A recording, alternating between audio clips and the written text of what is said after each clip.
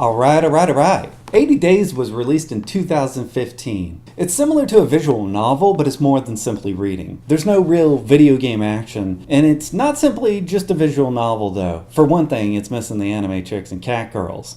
It's hard to classify. Experimental, simulation, point and click adventure, choose your own adventure book is probably the closest. In the game, you've got to manage your time, your money, and the health of your financier.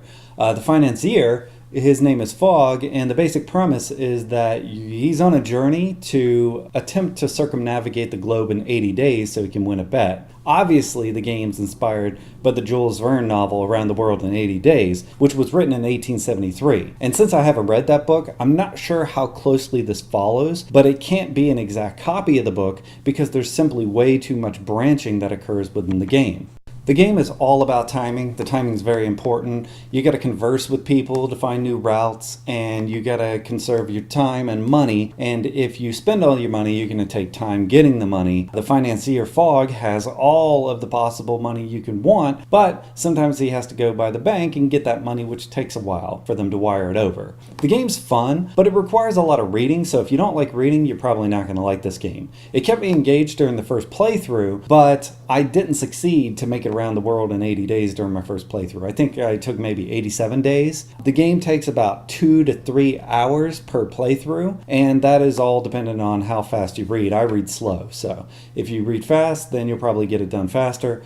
My biggest gripes with the game were the fact that there was a lot of reading, but actually getting into the story, it's pretty decent. However, another minor gripe I have is that the colors on the map you can't really choose, and if you zoom in really close, you might not even know if you're on land or water, and I'm pretty bad at geography, so if you are good at geography, that would be an advantage to you.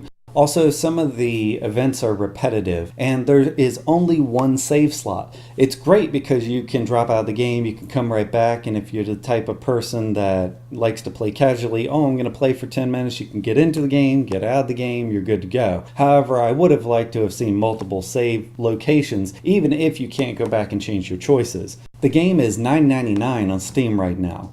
$9.99. That's a bit too much for me.